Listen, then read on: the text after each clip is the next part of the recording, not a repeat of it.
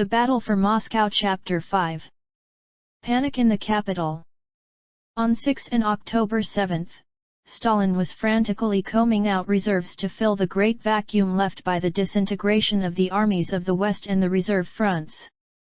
Troops had recently arrived from the Far East maritime territories and others were still en route on the Trans-Siberian Railway. In addition, Lieutenant General Kurykin's northwest and Marshal Timoshenko's southwest fronts had been ordered to send a number of formations to the Moscow area. By the second week in October 14 rifle divisions, 16 tank brigades and 40 artillery regiments had been rushed forward to cover the main approaches on the Mazaysk line under 4 reformed army headquarters which had suffered so severely in the recent fighting. Rokossovsky's 16th Army, which had earlier left all its divisions in the Vyazma Cauldron, a new 5 Army under Lelyashenko, 43 Army under Golubev, and Zakharkin's 49 Army on the southern extremity of the defense line. 1 Zhukov had established his West Front headquarters at Velasika, about 15 miles due west of Moscow near the railway town of Perkushkovo, where he had good direct signal communication with Stalin and the air and ground armies.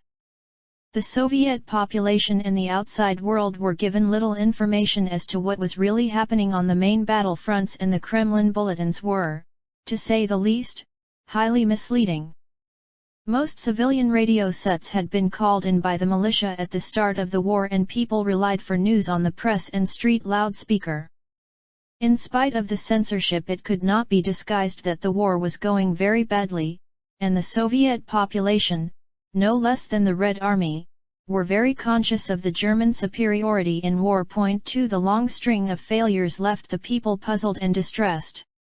The high commands and the propaganda department's claims of German losses and Soviet successes were hardly to be believed, for Stalin was to broadcast estimates of 4,500,000 German casualties in the first 4 months of the fighting, as against a Soviet loss of 350,000 dead and 378,000 missing. 3 Although Pravda on October 7 reported that after a glorious and heroic struggle our troops have been forced to give up the city of Vyazma, the ignominious end of the larger part of the West End.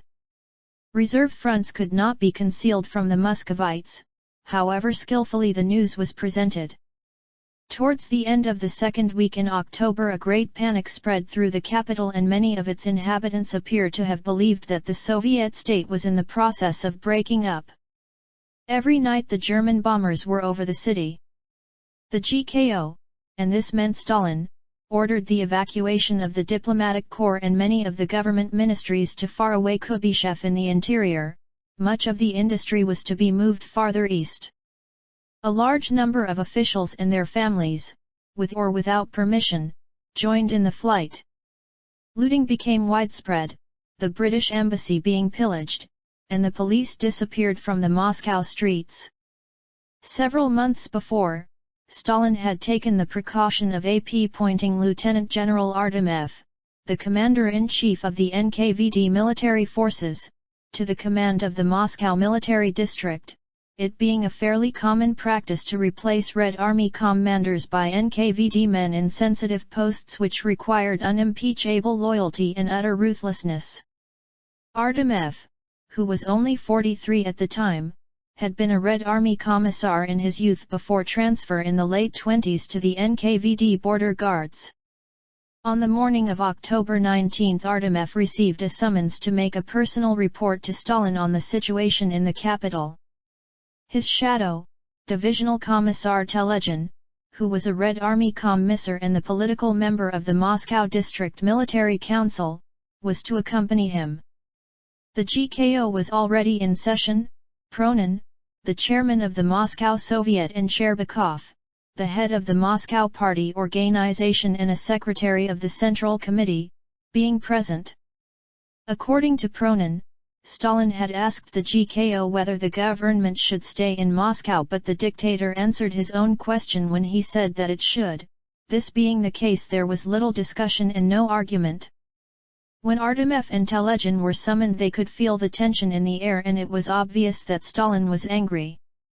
The MEM bears of the GKO sat at the long table fearful, subdued and silent.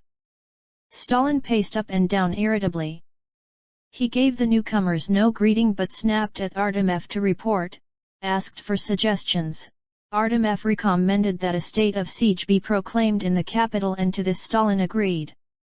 When Malenkov, a member of the Politburo, started to read a long and wordy draft of a proposed proclamation, Stalin became impatient, ripped the papers out of his hands and began to dictate his own orders to Sherbakov.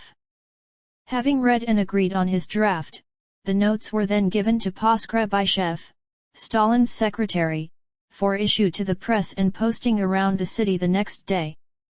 Among other things, the state of emergency provided for a curfew and authorized the shooting on the spot of offenders against the proclamation. Artemev was given other special powers to deal with the situation. 5. Order was soon restored. Looters, rumor mongers, and panic spreaders, real or suspected, were handed over to the military field courts-martial. Some offenders were shot. Artemev was made nominally responsible to Zhukov for the security of the capital, although it is doubtful whether this meant anything at all, since Artemev got his orders from Stalin, the area 60 miles to the west of the Kremlin outside the city boundaries being Zhukov's sole responsibility. Moscow, the capital of both the Russian Republic and of the Soviet Union, standing on the low rolling hills on both sides of the meandering Moskva River, had grown up around the Kremlin, the ancient fortress on the northern left bank, bounded on three sides by its old triangular crenellated wall. The city had extended concentrically from the 12th century onwards, each ring of outer walls of the expanding city eventually being replaced by circular boulevards or ring roads. The other main streets ran out in a radical pattern from the center so that the street plan looked like a spider's web. In 1935 a vast reconstruction project had begun, excavating the underground metro railway, widening the streets and building arterial ring roads around the city. The population in 1941 was just over 4 million and the metropolis was the transportation hub of the West Russian rail and road net. In 1937 the Moskva-Volga Canal had been completed, largely by forced labor, and ran due southwards from Ivankovo at the east end of the Great Volga Reservoir about 60 miles north of the capital, past Dmitrov and Iksha, climbing the marshy Klin-Dmitrov ridge by a pumping system and a number of locks, each of which formed a series of reservoirs. From the Kymky Reservoir in the northwest city suburbs the canal descended again by means of further locks to the Moskva River west of Moscow. This canal, which was 80 miles long, had turned Moscow into a major inland port through which arrived oil from the Caucasus and coal from the Donets. The canal was to be an important feature in the defense of Moscow. Hasty measures were taken inside the city to evacuate industry and expand the fire-fighting service and civil defense organization. Over 100,000 male inhabitants began part-time military training in addition to their normal daily work. Following the pattern of besieged Leningrad, 12 Home Guard divisions had been raised and these were incorporated into the military district. 3 were dispatched to the front where they were to go into action alongside the regular units. On October 12 the secondary defense line had been decided on behind the Mozhaisk zone and 3 concentric fortified lines were developed ringing the capital from the west, the outer ring having north and south extensions along the Moskva River and the Moskva-Volga Canal. Barricades were raised in the suburbs and the outskirts of the built-up areas. During the second half of October Moscow was defended by 3 separate fronts, Konyevsk-Kalinin front in the north, Zhukov's west front immediately west of Moscow and the remnants of Eremenko's Bryansk front to the south. Konyevsk-Kalinin front stretched from the Ostashkov Lakes to the area south of Kalinin and was made up of Vostrukhov's 22 Army, 29 Army commanded by Maslenikov who, like Artemev, was an NKVD general serving with the Red Army, Dolmatov's 31 and Kamenko's 30 armies, 3 of them surviving armies of the right flank of Konyev's former West Front, together with an operational group under Vachetin, the Chief of Staff of the Northwest Front. Zhukov's West Front stood on the Mazaysk Line and the Nara and had 5 armies in contact with the enemy, from north to south, Rokossovsky's 16, Lelyashenko's 5, Golyubev's 43 and Zekharkin's 49 armies. The 5th Army, a new 33 Army under Lieutenant General Efremov, had been raised in mid-October to cover the area on the Nara threatened by the advance of Kuntsyn's 57 Panzer Corps. A new 26 Army under Major General Kirkin, formed from Lelyashenko's earlier command of 1 Guards Rifle Corps and later to become famous as 2 Shock Army, stood in reserve. Eremenko and the shattered divisions of the Bryansk front were making their long and perilous march, some in formations and some as stragglers, due eastwards to Tula, Efremov, and Elets. Tula Oblast lies about 120 miles to the south of Moscow and is part of the central Russian upland, being drained by the Great Oka River, a tributary of the Volga, to the northeast and the Upper Don to the southeast. The oblast is partly forested but the woods decrease towards the southeast so that the countryside, which is slightly hilly, takes on the appearance of open downland, covered with wheat, potatoes, flax, and sugar beet. The rivers and streams, here as elsewhere, have cut deep gullies and ravines into the soft soil. The area is rich in minerals, lignite and iron being mined in large quantities. The city of Tula, which in the early 16th century was a fortified outpost to protect Moscow from the incursions of the Tatars, became an iron-working center at which Peter the Great, in 1712, built the first Russian armament center.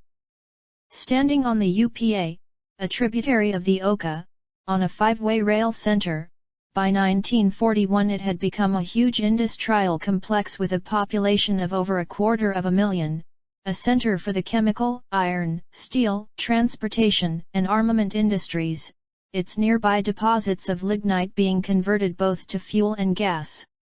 When Guderian neared Tula towards the end of October there were only the remnants of 3 divisions of 50 Army in the area and these were said to have had a strength of less than 1,500 men each, as few as 4 guns remaining to one of the divisional artillery regiments.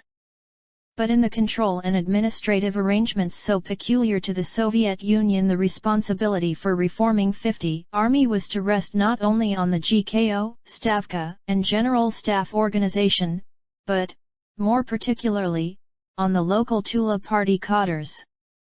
As was the common practice, the city of Tula provided representatives to attend the 50 Army Military Council and take note and action on the formation's needs. Much was made good from local resources, including stores, clothing and, most important of all, recruits to swell the depleted ranks, these being inducted not through the military recruiting organization but simply detailed off by party representatives from field and factory floor.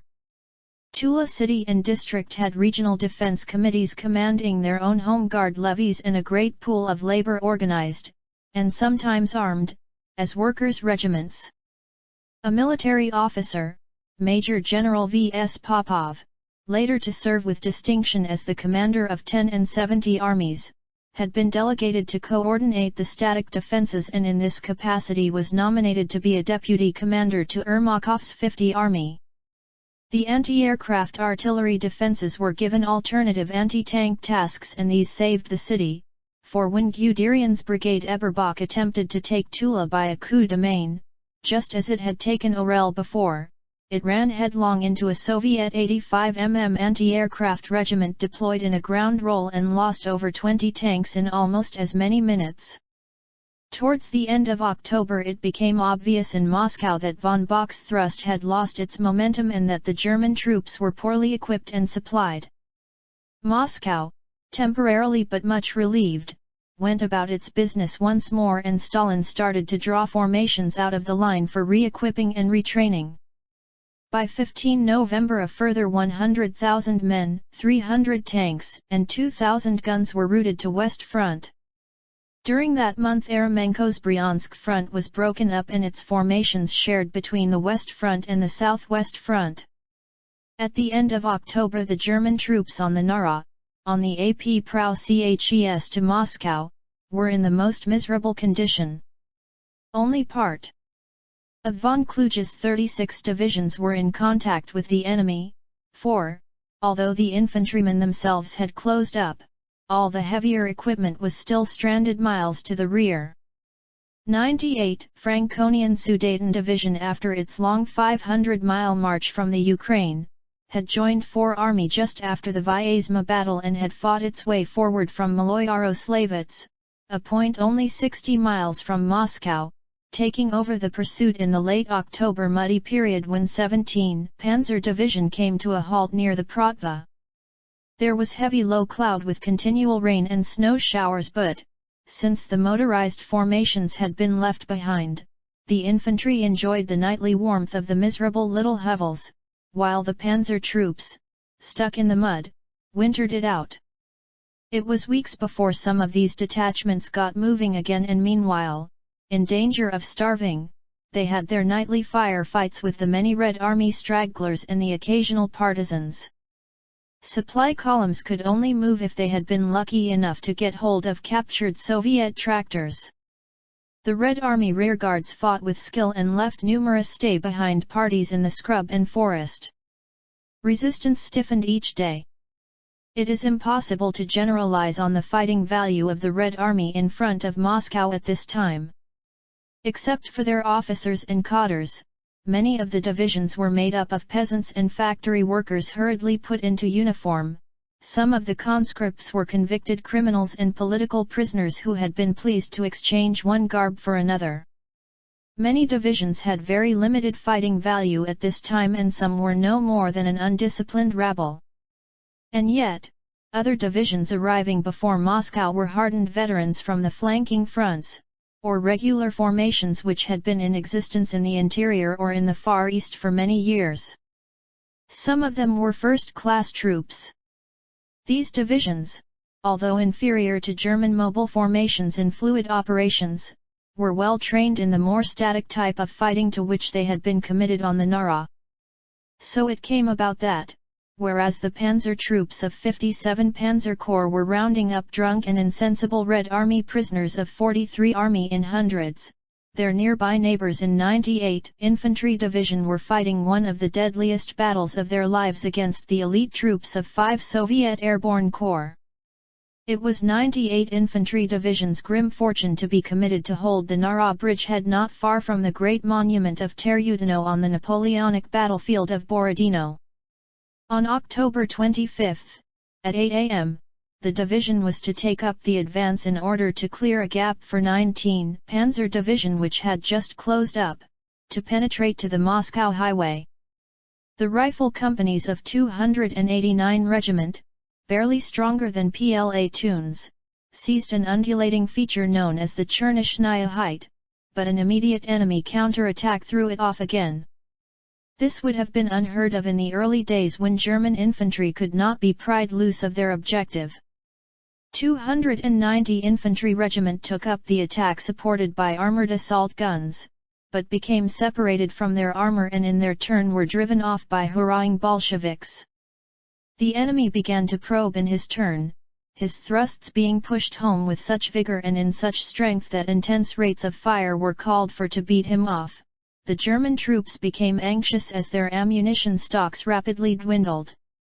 The 98th Division itself resumed the attack once more and had to fight for every yard, slowly edging its way towards the Moscow highway. This it reached by dusk. The increasing boldness of the enemy led 98th Division to believe that it was facing new and fresh formations, and the coming of darkness was awaited with trepidation. The night passed quietly, however. But October 26 was a day which all were to remember. Daylight came with the usual heavy cloud and pouring rain. Then began a great Soviet artillery bombardment. German losses through enemy mortar and rocket fire were heavy, and fighters and bombers dropped continually out of the clouds, bombing and machine gunning the near-defenseless troops who were still not properly dug in. The divisional artillery, deficient in guns and ammunition, had to change position repeatedly because of the terrific weight of the enemy's counter-bombardment fire. At 8 o'clock in the morning, a line of T-34 tanks, a type never met by 98 Division, came rumbling into the attack, closely followed by Red Army infantrymen. The Soviet artillery continued to pound the German positions, making it difficult to hear or see what was going on. Finally, as the tanks closed in on the village called Gorky, the defending infantry of a battalion of 282 Regiment leaped out of their weapon pits in panic and ran, leaving their wounded behind. This no unit would do unless in extremis, since German troops falling into Red Army hands were often brutally murdered. A second German battalion was overrun by the oncoming T-34 tanks, the 37mm anti-tank guns being flattened under the broad tank tracks, to the terror of the gun crews who kept them firing until the last moment. The tanks then clattered through the village, crushing the houses like matchboards, so that the living and the dead found a calm Monday grave under the rubble.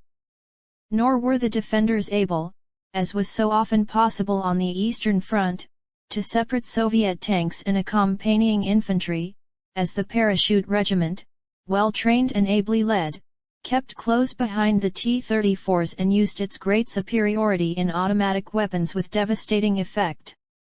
98 Division made good its losses by hurriedly reinforcing its battalions with engineers, signalers, and clerks. The divisional anti-tank battalion was converted to infantry. But the position was not stabilized until the Panzer Regiment of 19 Panzer Division arrived in Indiana the area. 98 Division, as one of its officers noted in his diary at the time, had been burned to a cinder.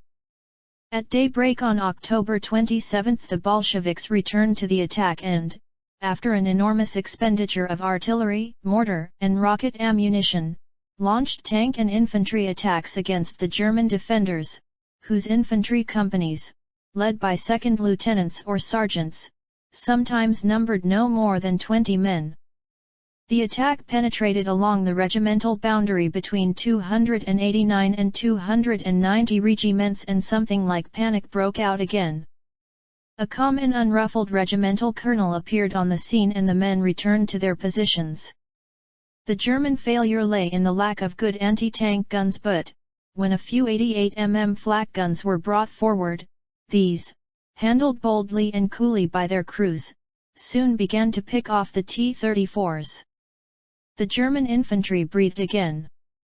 Even a few Luftwaffe fighters appeared overhead. Undaunted by its losses, the enemy 5 Airborne Corps of 43 Army renewed the attack at midday. Once more the tanks broke into the forward infantry positions and milled about, trying to grind in with their tracks the German infantrymen who were cowering in their weapon pits. This time the tanks had outrun the Red Army infantry and they caused few losses to the German defenders. Meanwhile, several of their number were hit by long-range flak fire and blew up or burst into flames. The remainder then withdrew, to the great relief of the sheltering German infantry. The third attack was the heaviest of the day and was launched just before dark, by tanks and infantry in line. This time the German defenses were well coordinated and the attack was driven off by artillery, flak, and tank gun fire, with heavy losses to the attackers, before it could reach the forward defended localities. The effect of this coordinated fire was shattering. Tanks were left burning and the enemy dead lay in heaps where the machine guns had torn great holes in the advancing ranks. Yet that day the division itself lost 50 dead and 175 wounded, equivalent to the loss of a battalion. By October 28 it was obvious that the Soviet counterattacks had spent themselves. The divisional supply arrangements, meager though they were dislocated even further by the violence of the Soviet artillery harassing fire and the air attacks in the rear areas, these making the German ammunition resupply difficult and sometimes impossible.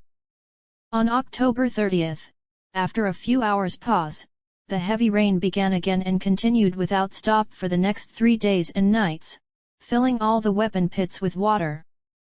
Some days the troops went rationless. One officer was to comment that the troops held grimly on to life only 45 miles from Moscow, and was to wonder whether other formations were in such a wretched state as they.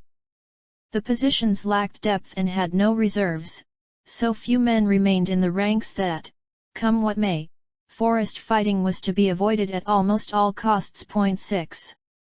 Soviet prisoners were in incomparably better condition and better equipped than the German troops, who, bearded and filthy it was months since they had last bathed or changed their clothes, lay cramped and stiff and tormented by lice in their narrow water-filled weapon pits. Any daylight movement brought down heavy enemy artillery fire. Their feet were so cold and numbed that they lost all feeling.